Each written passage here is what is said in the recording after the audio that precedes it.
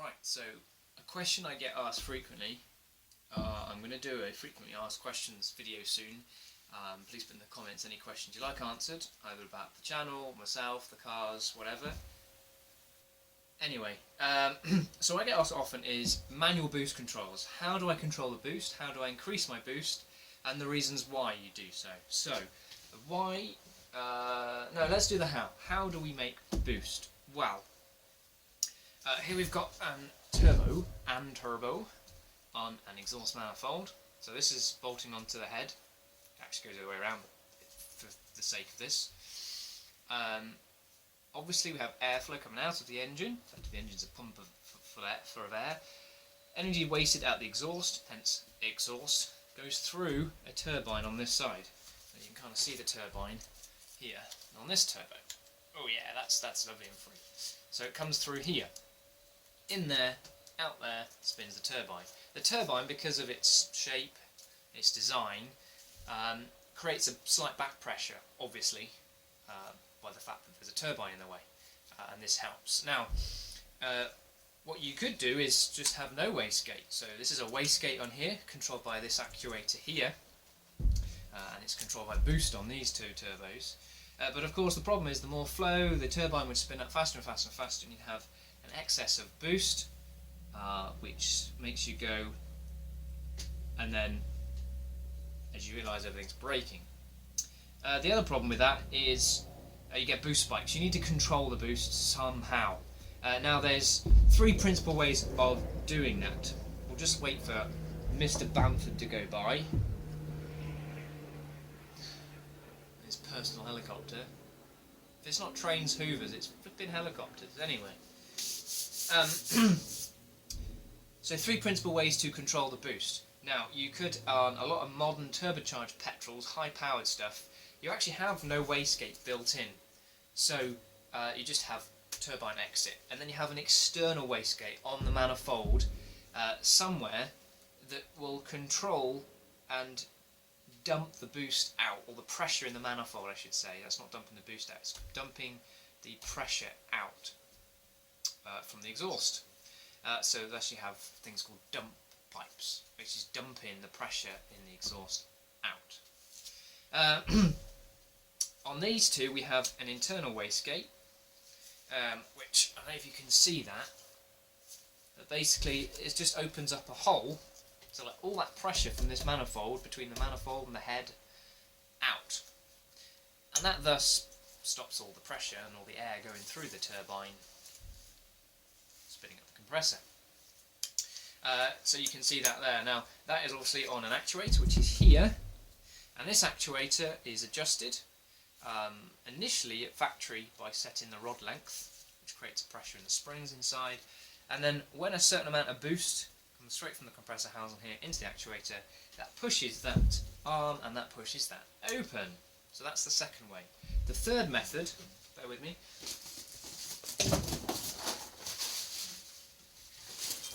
is when you get variable geometry turbos or variable nozzle turbos, variable vane turbos. There's a number of names for them. Essentially this is the exhaust housing of one.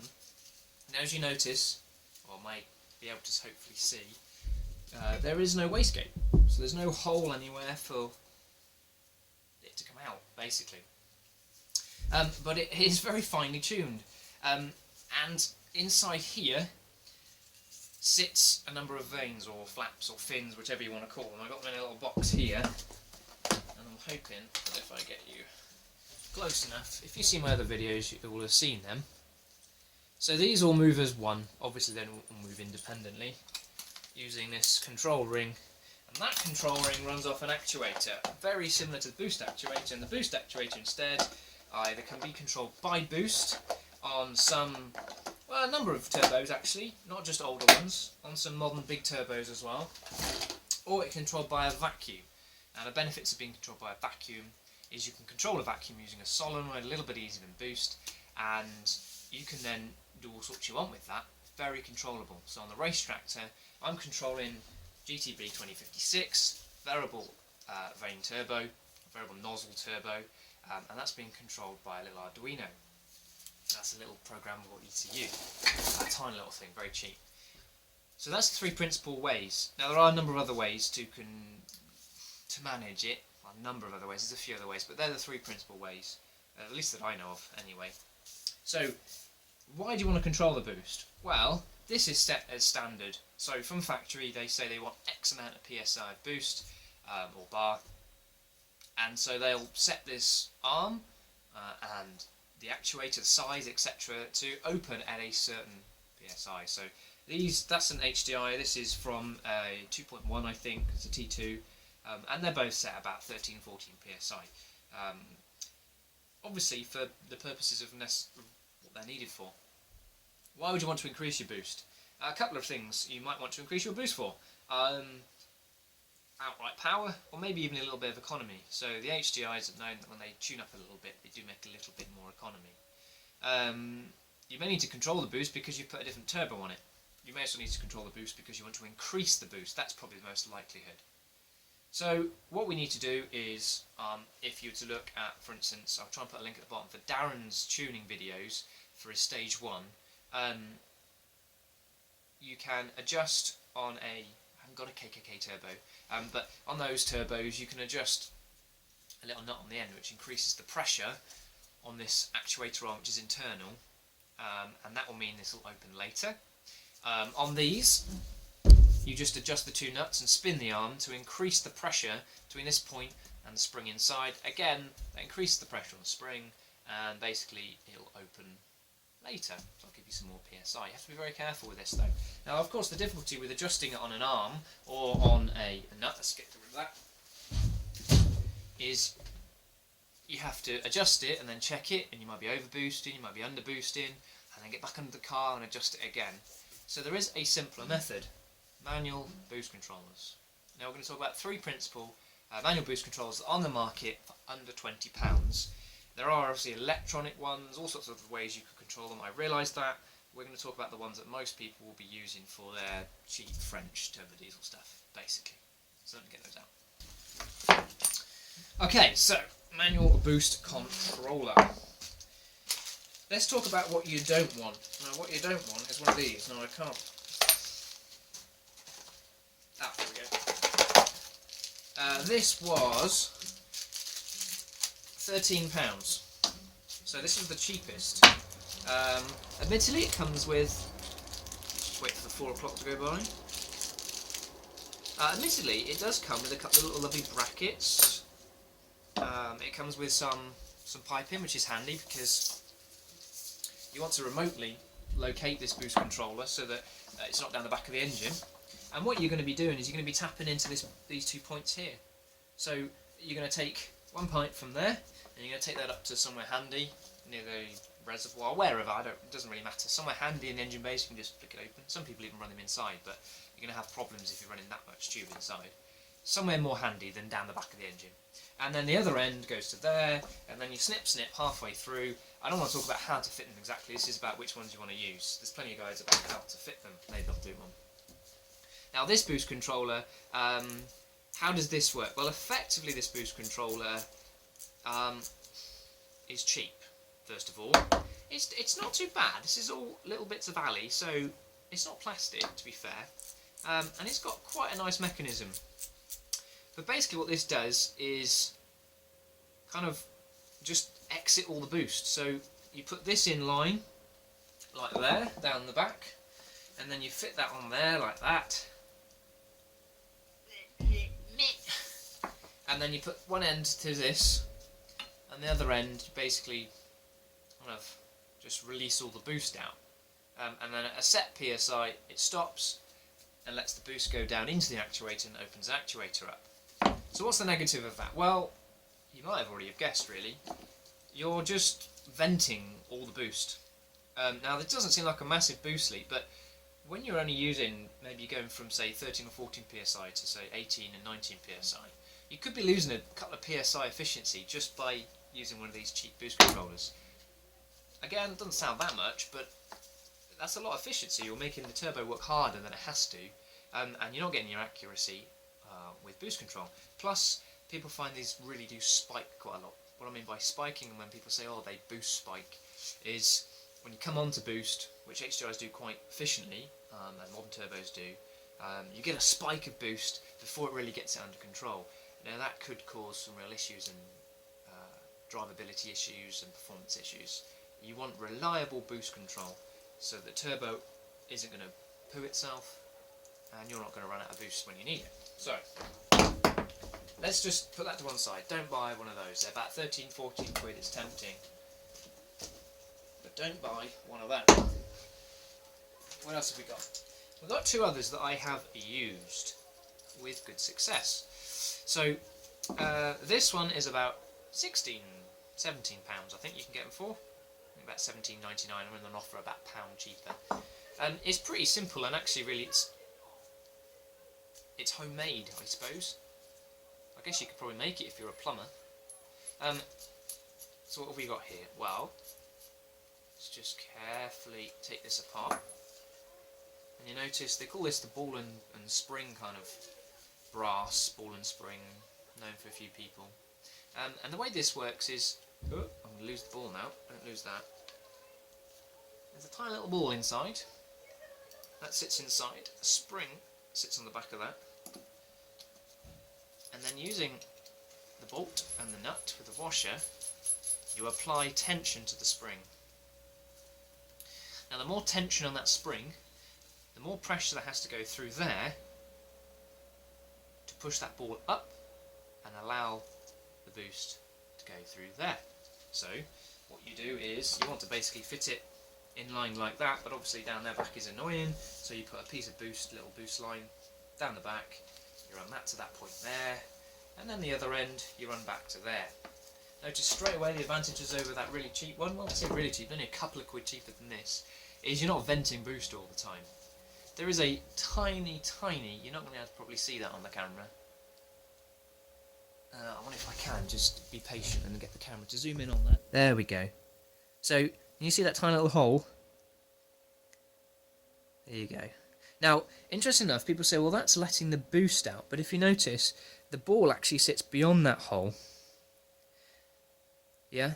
So, just to get rid of wives' tails, etc., that doesn't actually release the boost.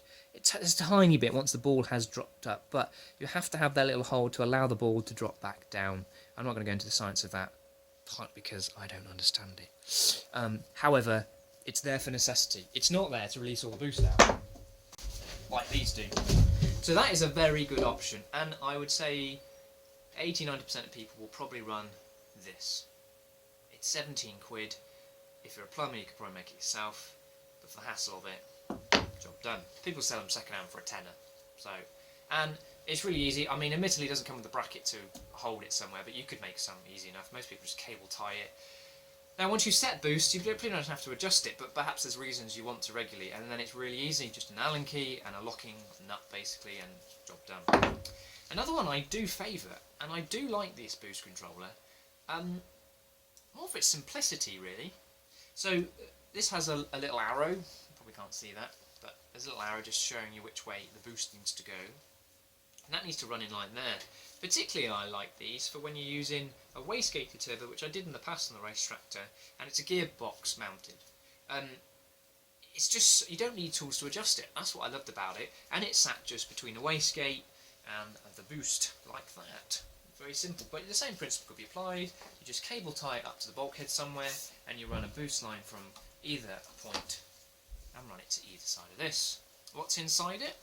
Very similar to the brass one, so if we're very careful, we'll get that out. But notice, it is quite a lot bigger, and so is the spring. Now I experienced no issues with this whatsoever, and it is slightly cheaper than that, so it sits kind of in between the very cheap one for about 14 quid and the one for 18 quid. I think it was about, I can't actually remember, I think it was about 15 quid, but you can even get these for a tenner sometimes. It's lightweight, made of alloy, quite nice, and as you can see there's no tools required, it's all done by hand. So there's a locking ring, and then you adjust the tension by winding it in, or winding it out, and that allows that spring to have some pressure in it and will open or shut sooner or later. And you adjust that until your desired PSI has reached. I found no boost spikes with it, no real issues. It too has a tiny, tiny little hole, just like the brass one. I'll show you that. So can you see that? It's got that tiny little hole there. Again, notice where it is. So the ball sits up here, it doesn't sit down here. So once that desired amount of boost is reached with the tension you've applied and locked it on, that ball opens and then flows through. And so a little bit is vented, but it's only there, and we've lost it now, it's only there to allow the ball to return, basically. So it is there for a good reason, you don't go blocking it up. So there you go, there's your 3 options. You can buy the really cheap one and save yourself about £2 or £3, but what you're going to find yourself doing is that. I bought it just to show you guys, so if someone wants it, they can have it. I would either select this one or this one. Doesn't really matter, there's only a couple of pounds in it, whichever your preference is. I found them to perform identically. The only difference I found was this is a lot easier to adjust because you don't need any tools. So, boost controllers. As I said, there are some other ones, electronic ones, there's a couple other designs of manual boost controllers. The things I would say is make sure you don't cheap out. This is a turbo at the end of the day. Even cheap GT15s like this that are 20-30 quid a pop, try changing one. It costs time to change turbos and it costs money to buy expensive turbos. Trust me on that, I have blown some very expensive turbos up using some cheap controllers, so don't do it. It's not worth it. Plus, you want reliable performance, buy a decent part. End of the day, it's not even 20 quid to control the boost correctly. Any other thoughts? I would say one other thing. Don't just go playing with your boost. Do your research. Does more boost equal more power? No. Yes. I say no because without additional fuel, what's the air going to do? You can give your engine more air, but if you don't give it more fuel, then it's not going to do so. Most engines won't give more fuel automatically. So you're going to have to either remap your engine, or you're going to have to adjust your fuel settings on your mechanical pump on an old diesel, for instance. On a petrol, it's the same. You're going to have to remap it, different injectors, etc, etc, etc. More boost, more power. We always like boost. Always boost. I love boost. But there comes to a point where with turbochargers that you go beyond their efficiency and you turn them into a hairdryer. They create enough heat as it is. So too much boost can actually be bad. It might make a good bit of power on one pull, but then heat soak comes in, or it just creates more heat and it doesn't really help. The other problem is high levels of boost equal high levels of EMPs, that's exhaust manifold pressures, and that might choke the engine and actually make it respond worse, even though you technically have more boost. Particularly that is the case with VNTs or VGTs or variable nozzles, variable vanes, whatever you want to call them, the more modern turbos. So there's a basic guide for just talking you through. Lots of people ask about these, and I know there's a lot of chit chat there, but it's quite an important subject to talk about boost, and I'm always willing to waffle on for hours. So if you see me about, stop me, buy me a drink, and we'll talk about boost until the sun goes down. There's something for everyone to argue about now, about how wrong I am, and how many better controllers there are out there, and how these don't really work, and how this is a load of rubbish, and I've used the wrong words. Put your comments down below, and I will happily argue with you, if I can find the time. So thanks for watching. Click like if you found it a bit helpful. Share it with people that you see keep asking questions on Facebook, I'd appreciate that. And if you've got any questions you'd like asked, or you keep getting asked and you'd like the answers to, then Google it.